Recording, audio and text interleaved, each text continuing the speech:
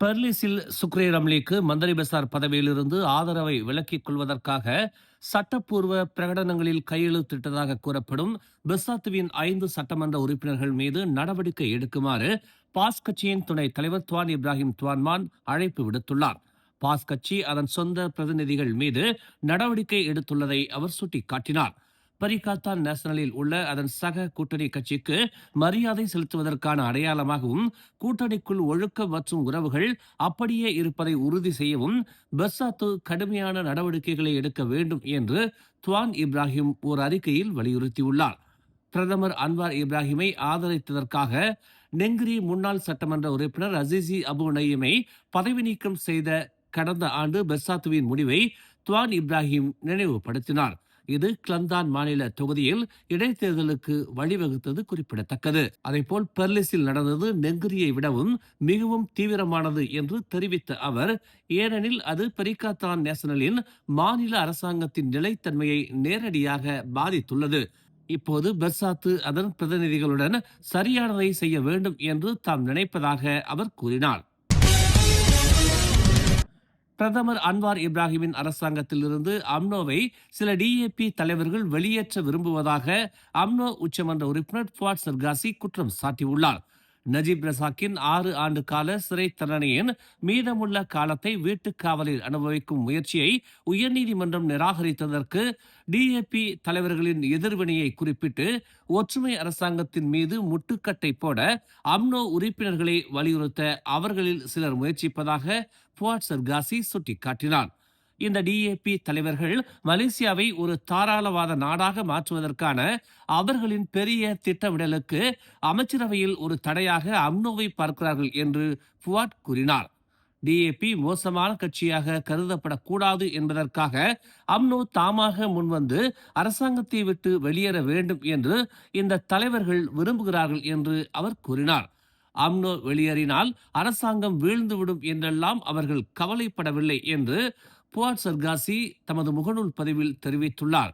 நஜீப்பின் வீட்டுக்காவல் முயற்சியில் உயர்நீதிமன்றத்தின் தீர்ப்பை கொண்டாடியதற்காக பூச்சோங் நாடாளுமன்ற உறுப்பினர் இன் மற்றும் டமன்சாரா முன்னாள் நாடாளுமன்ற உறுப்பினர் தோனி புவா போன்றவர்கள் மன்னிப்பு கேட்க வாய்ப்பில்லை என்றும் அவர் கூறினார். பாஸ் கட்சியின் சங்லாங் சட்டமன்ற உறுப்பினர் சுக்ரி ரம்லி உடல்நல பிரச்சனையை காரணம் காட்டி பெர்லிஸ் மந்திரி பசார் பதவியில் இருந்து ராஜினாமா செய்துள்ளார். பெர்லிஸ் ராஜாவால் தமக்கு ஒரு வாய்ப்பு வழங்கப்பட்டதாகவும் உடல்நலம் காரணமாக பதவியை ராஜினாமா செய்யும் முடிவை தாம் வெளிப்படுத்தியதாகவும் அவர் கூறினார். நேற்று நண்பகல் பெர்லிஸ் ராஜாவிடம் தமது ராஜினாமா கடிதத்தை சமர்ப்பித்ததாகவும் தனது விருப்பத்தை பரிசீலிப்பதை அவரது மாட்சிமைக்கு முழுமையாக விட்டுவிடுவதாகவும் அவர் செய்தியாளர் கூட்டத்தில் தெரிவித்தார். நேற்று உறுப்பினர் பதவி நீக்கம் செய்யப்பட்ட பாஸ் கட்சியைச் சேர்ந்த 3 பேர் உட்பட 8 பெரிக்காத்தான் சட்டமன்ற உறுப்பினர்கள் அவருக்கான ஆதரவை வாபஸ் பெற்றதை அடுத்து அவரது ராஜினாமா நிகழ்ந்துள்ளது. 15 உறுப்பினர்களை கொண்ட பெர்லிஸ் சட்டமன்றத்தில் 6 பாஸ் சட்டமன்ற உறுப்பினர்களின் ஆதரவை மட்டுமே சுக்ரி பெற்றதால் அவர் பெரும்பான்மை ஆதரவை இழந்தார். சட்டவிரோத சிகரெட்டுகளை விநியோகித்ததாக சந்தேகிக்கப்படும் 60 வயது நபரை போலீசார் கைது செய்தனர். புதன்கிழமை கிள்ளானில் நடந்த கூட்டு நடவடிக்கையின் போது இந்த கைது நடவடிக்கை மேற்கொள்ளப்பட்டதாக தெரிவிக்கப்பட்டுள்ளது. இந்நடவடிக்கையில் பொது செயல்பாட்டு படை மற்றும் கிள்ளான் தெற்கு மாவட்ட காவல்துறை ஈடுபட்டன. பிற்பகல் 2:30 மணிக்கு நிகழ்ந்த சோதனையின் போது வரி விதிக்கப்படாத 750 அட்டை பெட்டி வெள்ளை சிகரெட்டுகளை அதிகாரிகள் பறிமுதல் செய்தனர். விநியோகத்திற்காக பயன்படுத்தப்பட்டதாக நம்பப்படும் நிசான் அல்மேரா வாகனமும் பறிமுதல் செய்யப்பட்டது. கைப்பற்ற பொருட்களின் மொத்த மதிப்பு 3,20,000 ரிங்கிட் என மதிப்பிடப்பட்டுள்ளது. பொது இடங்களில் குப்பை கொட்டுவது ஒரு பரவலான பிரச்சனையாக இருப்பதை ஏற்றுக்கொள்ள முடியாதது என்று வீடமைப்பு மற்றும் ஊராட்சித்துறை அமைச்சர் ngா கோர்மிங் தெரிவித்துள்ளார். நகர மையங்கள் மற்றும் பொது இடங்களில் குப்பை கொட்டுவது தொடர்பான தற்போதைய பிரச்சனையை அவர் எடுத்துரைத்தார். தயவு செய்து குப்பை கொட்டுவதை நிறுத்துங்கள். மலேசியாவை அசிங்கப்படுத்தாதீர்கள். இது ஏற்கனவே 21ஆம் நூற்றாண்டு. பொது இடங்களில் குப்பைகளை வீசுவதற்கு யாரும் எந்த காரணமும் இல்லை என்று சுட்டிக்காட்டினார். இது போன்ற பொறுப்பற்ற நடத்தையை பார்ப்பது மிகவும் வெட்கக்கேடானது.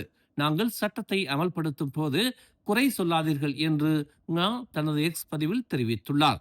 புக்கிட் பிந்தாங் பகுதியில் எடுக்கப்பட்டதாக நம்பப்படும் குப்பைகள் நிறைந்த தெருக்களின் புகைப்படங்கள் இந்த பதிவில் இடம்பெற்றுள்ளன. ஜனவரி 1, 2026 முதல் கடுமையான அமலாக்க நடவடிக்கைகள் செயல்படுத்தப்படும். பொது இடங்களில் குப்பை கொட்டுவது கண்டறியப்பட்ட நபர்கள் 2000 ரிங்கிட் வரை அபராதம் மற்றும் சமூக சேவை உத்தரவை எதிர்கொள்வார்கள் என்று அவர் பதிவிட்டுள்ளார். மேலும் செய்திகளை தெரிந்து கொள்ள தமிழ் மலர் இணையதளம், தமிழ் மலர் செயலி மற்றும் மலர் டிவி யூடியூப் சேனலை வலம் வாருங்கள். எங்களோடு இணைந்திருக்க மலர் டிவியை பதிவு செய்து கொள்ளுங்கள். உறவுகள் மகிழ்ந்திட விருப்பம் மற்றும் பகிர்வு சேவையை சொடுக்கிடுங்கள்.